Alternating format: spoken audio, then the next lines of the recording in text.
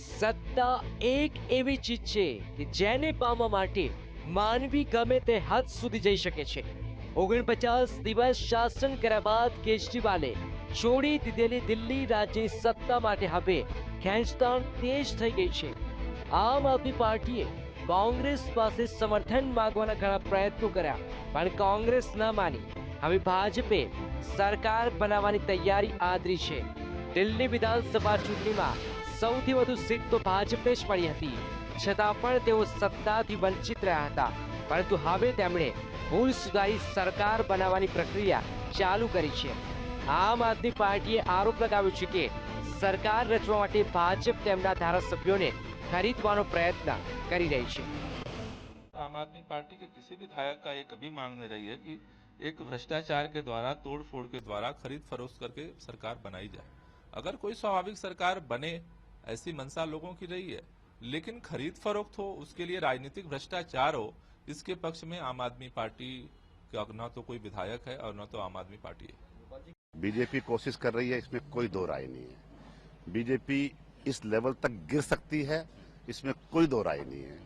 ये वो बीजेपी है जो चरित्र की बात करती है, नैतिकता की बात करती है, जिस प्रकार से संपर्क कर रही है हमारे विधायकों से, मुझसे भी किया।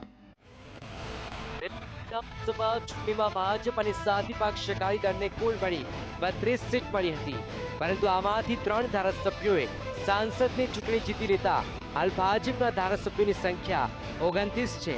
દિલ્હીમાં સરકાર બનાવવા માટે ઓછામાં ઓછી 34 સીટોની જરૂર પડે છે।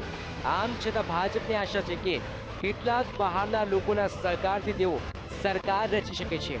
ભાજપને ટેકો આપવા માટે અમુક ધારાસભ્યોએ તૈયારી પણ દર્શાવી છે। જોકે હજુ કેટલાક ધારાસભ્યો એવું જ ઈચ્છે છે કે કોંગ્રેસ અને આમ આદમી પાર્ટી ભેગા મળી સરકાર બનાવે તો સારું। कोई भी इलेक्शन नहीं चाहता है दोबारा, क्योंकि 4 महीने 5 महीने पहले इलेक्शन जीत के आए हैं। 4 इतने तो मेंटली भी तैयार नहीं होता है विधायक कि दोबारा इलेक्शन में चला जाए, इसलिए कोई इलेक्शन नहीं चाह रहा है। इसलिए सरकार एक कोई समूह बनाकर और बीजेपी को समर्थन कर देगा और सरकार बन जाएगी। तोड़ने की बात नहीं है, वो अपने आप आ रहे हैं खुद। हम लोग जो है ये चाहते हैं कि दिल्ली में कांग्रेस और बीजेपी को कांग्रेस और आम आदमी पार्टी मिलकर सरकार बना ले, और कोई जो डेडलॉक अपना कोई रुका पड़ा है या किस तरह गतिरोध है वो खत्म करके और कोई ईगो को खत्म करके भी कांग्रेस और आम आदमी पार्टी सरकार बनाए। કેજરીવાલે મુખ્યમંત્રી પદ છોડ્યા બાદ 14 ફેબ્રુઆરીથી દિલ્હીમાં રાષ્ટ્રપતિ શાસન લાગુ છે। નિયમ મુજબ જો રાષ્ટ્રપતિ શાસન લાગુ થયાના 6 મહિનાની અંદર કોઈ પાર્ટી સરકાર ન બનાવી શકે તો બંધારણની જોગવાઈ મુજબ ફરીથી વિધાનસભા ચૂંટણી યોજાઈ શકે છે અને આ સમયગાળો ઓગસ્ટ મહિનામાં પૂર્ણ થશે।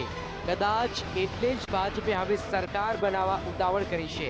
મળતી માહિતી પ્રમાણે ભાજપ અત્યારે આમ આદમી પાર્ટીના 8 ધારાસભ્યોને તોડવાના પ્રયત્નમાં છે, તો કેન્દ્રમાં સત્તા ગુમાવનારી કોંગ્રેસ કોઈ કાળે ભાજપને દિલ્હીમાં સરકાર બનાવવા દેવા માંગતી નથી।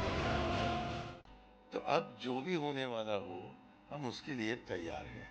इन्होंने 2-4 लोगों को पकड़ लिया और अपनी बहुमत स्थापित करने का प्रयास किया, तो देखेंगे कि कितने दिन तक वो टिकेगा। और यदि चुनाव आए तो चुनाव का सामना करने के लिए हम बिल्कुल तैयार हैं। सबसे ज़्यादा कसूर इसमें भारतीय जनता पार्टी का है, जो बार बार खरीद फरोख्त की कोशिश कर रहे हैं, लोगों के तलबे चाट रहे हैं, मारे मारे घूम रहे हैं, एक एक के घर जा रहे हैं, हमें समर्थन दे दो, हमें समर्थन दे दो। इनके पास कोई नहीं जा रहा। यही सारी साजिश कर रहे हैं और यही सारे माहौल को बिगाड़ने की कोशिश कर रहे हैं। कि जिस तरह के दिल्ली के जो सरकार ना होने से जो हालात पैदा हुए हैं, बिजली नहीं है, पानी की दिक्कत है और भी बहुत सारी मुसीबतें आ रही हैं, ये सिर्फ इस वजह से आ रही हैं क्योंकि हमें बीच जनता मझधार में छोड़ के जो केजरीवाल जी चले गए, उसका खामियाजा सारी दिल्ली भुगत रही है। इसमें सरकार तो होनी चाहिए, मेरा ऐसा सोचना है। કેન્દ્રની સત્તા ભાજપની પાસે છે, એટલે તેઓ ધારે તો દિલ્હીમાં સરકાર બનાવી શકે છે અને આ માટે તેઓ આમ આદમી પાર્ટીના ધારાસભ્યોને પોતાની તરફ ખેંચવાનો પ્રયત્ન પણ કરી શકે છે।